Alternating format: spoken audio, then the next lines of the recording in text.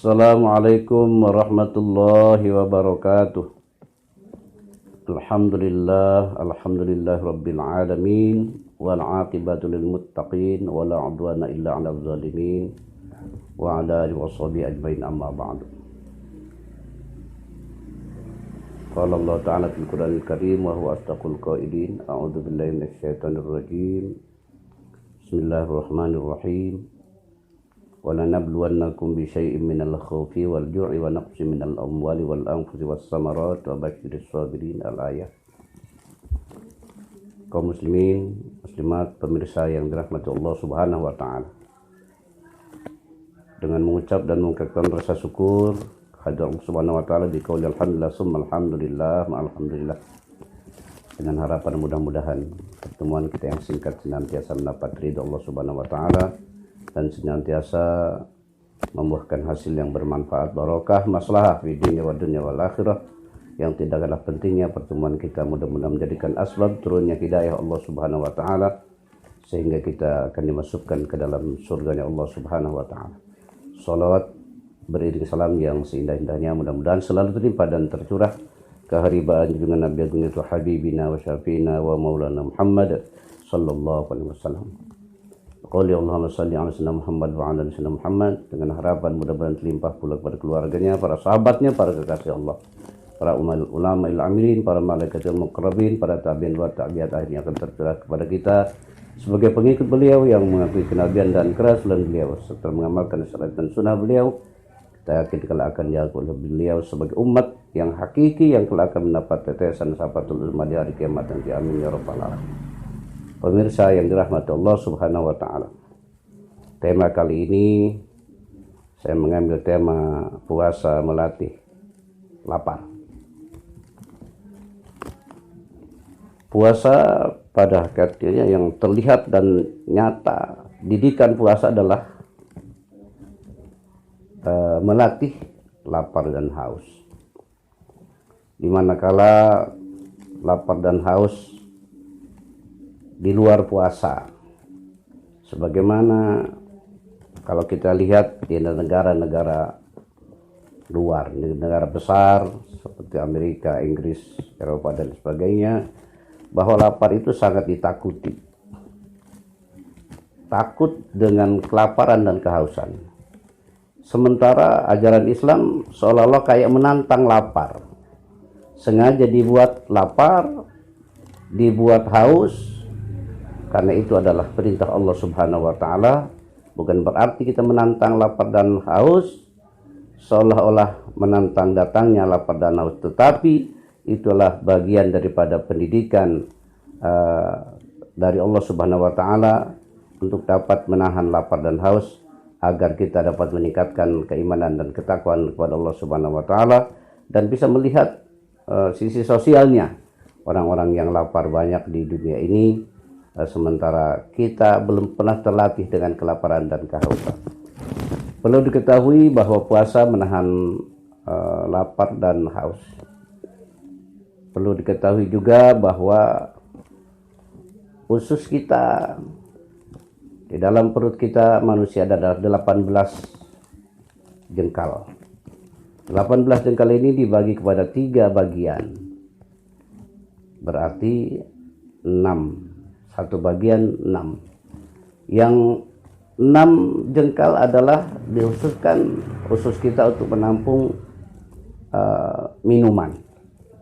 Dan 6 jengkal adalah untuk menampung makanan.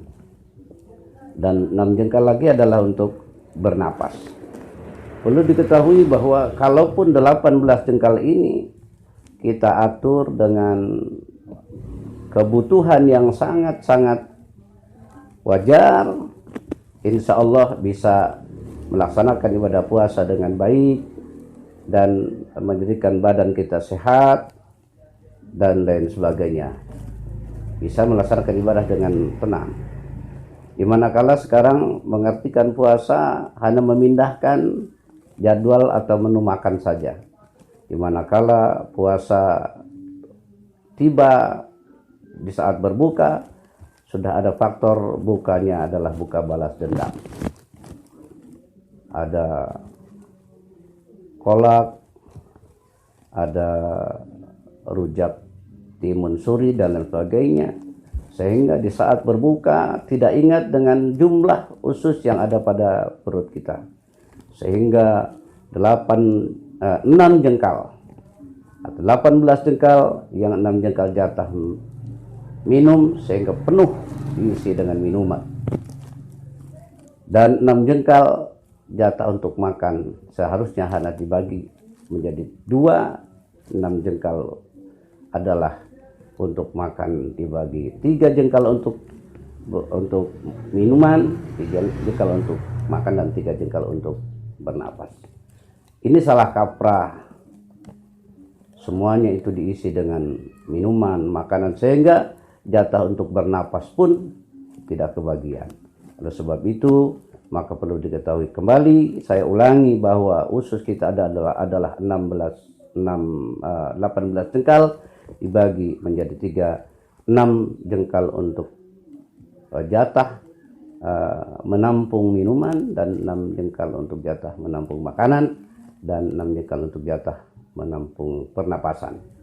Oleh sebab itu, kalaupun kita memahami tentang berapa yang harus kita berikan jatah kepada makan dan kepada minum, insya Allah kalaupun itu bisa kita lakukan, tidak semata kita berpuasa adalah untuk memindahkan jadwal makan, minum, dan lain sebagainya. Mudah-mudahan kalau kita memahami tentang itu, puasa kita tidak hanya bisa menahan lapar dan haus, dan tidak hanya mendapatkan lapar dan haus, tapi mendapatkan keridhaan Allah Subhanahu wa Ta'ala di saat kita melaksanakan ibadah sholat sunnah tarawih, ibadah-ibadah yang lain, di saat kita membaca surat Al-Fatihah, sehingga kita bisa melaksanakan bacaan surat Al-Fatihah dengan sempurna, tanpa kekenyangan minum dan tanpa kekenyangan makan. Mudah-mudahan pemirsa yang dirahmati Allah Subhanahu wa Ta'ala, kita bisa memahami tentang berapa jumlah usus yang ada, berapa jengkal usus yang ada di dalam tubuh kita. Kalaupun kita bisa membaginya, kita bisa melaksanakan ibadah puasa tidak hanya menahan lapar, tapi betul-betul untuk bisa membagi untuk beribadah kepada Allah Subhanahu wa Ta'ala. Pada akhirnya nilai ibadah puasa kita adalah ibadah yang mendapat ridha Allah Subhanahu wa Ta'ala.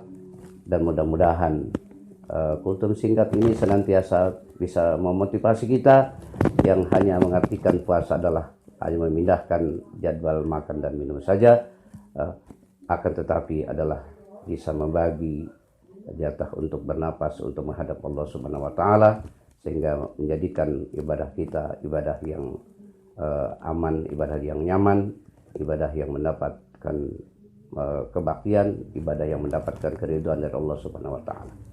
Itulah kultum singkat yang saya sampaikan dengan judul adalah puasa melatih lapar. Mudah-mudahan ada manfaatnya bagi kita semua. Saya mohon ampun kepada Allah dengan ucapan astaghfirullahaladzim, astaghfirullahaladzim min kulli dzambin azim wa atubu ilaih. Tajdidul iman, asyhadu an la ilaha illallah wa asyhadu anna Muhammadar Rasulullah sallallahu alaihi wasallam. Wallahu muwaffiq ila aqwamit thoriq wal 'afwu minkum.